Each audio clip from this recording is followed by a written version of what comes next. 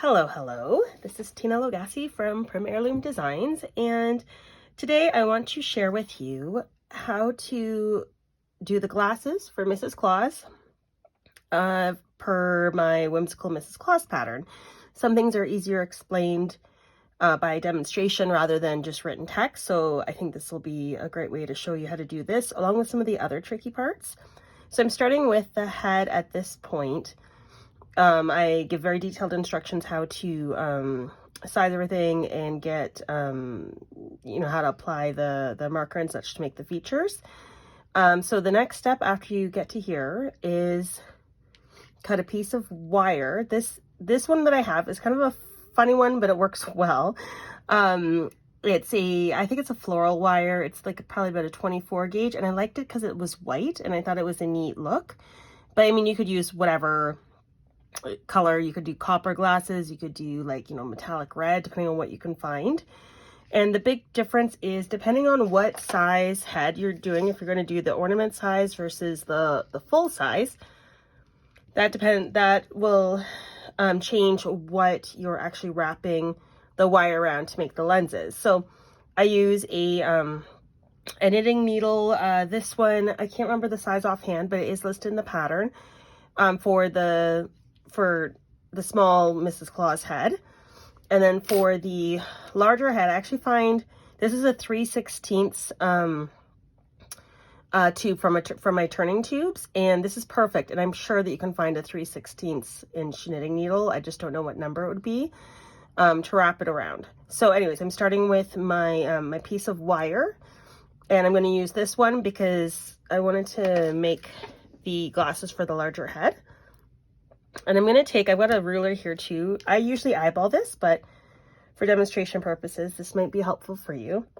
You want at least probably about 1.5 inches at the bottom.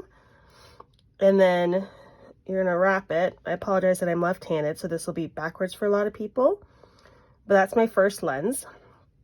And then in the pattern, I say it doesn't matter if you're doing the smaller head or the bigger head. You still want about 1/4 inch between where these lenses are. So again, normally I just eyeball, but I'm going to show you how I would do it if I was going to be using a ruler to figure out the distance so that I can visually tell. So I kind of work it to its side there. I bet you that's about 1/4 right there. Ooh, not bad. You can go a little bit wider. So I'm just going to stretch this out and pull this side down to kind of get my extra width. Let's see if that gets me there. Oh yeah, that's about 1/4 right there. So I've got this far. Now I'll put the ruler aside. I apologize if I sound a bit plugged. I'm still getting over a bit of a cold. I'm going to take my needle nose, and I like to bend to make the leg of the glasses. I like to take this piece and bend it backwards that way so that how do I say this, that this wire back here is kind of at the back of the glasses. And actually, yeah, so normally I would take these, but I remember now for these glasses, oh my goodness, the needle nose pliers, they'll mark it. So I actually have just been using my fingers to sort of start the bend, and then just because I don't want to gouge the finish off of this wire. If you're just using a normal wire or you're not worried about the gouging, then go ahead and use the needle nose. But I'm just going to use my fingers. It's a thin enough wire that you should be able to. If not, you can gently use that if you need to. Let's see if my fingers can work. There we go. Okay, so I got my legs bent. Another thing I like to do is take, because I like them to kind of start to round a little bit to follow the roundedness of the head. So then I'm just looking to see what I have in here. Usually really a fat marker like this would work, and I'll just lay them across, and I'll just kind of bend them. I do this when I do my Marley glasses too.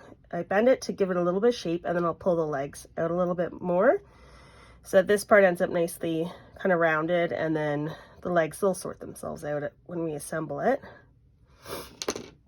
Okay, So this is actually, this next part is probably the trickiest part for me, because I always find the heads slip out of my hands, especially the little one.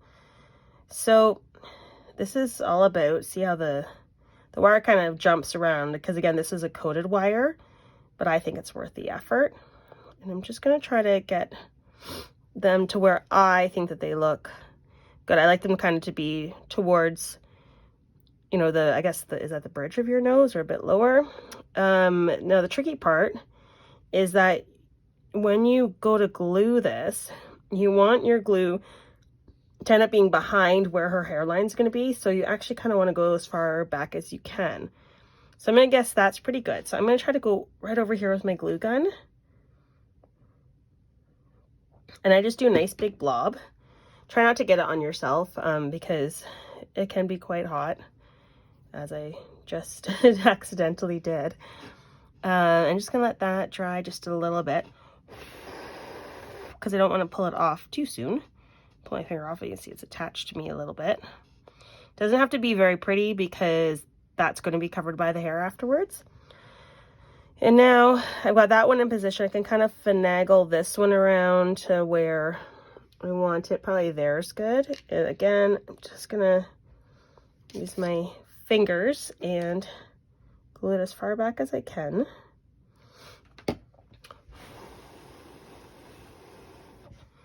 Blow on it.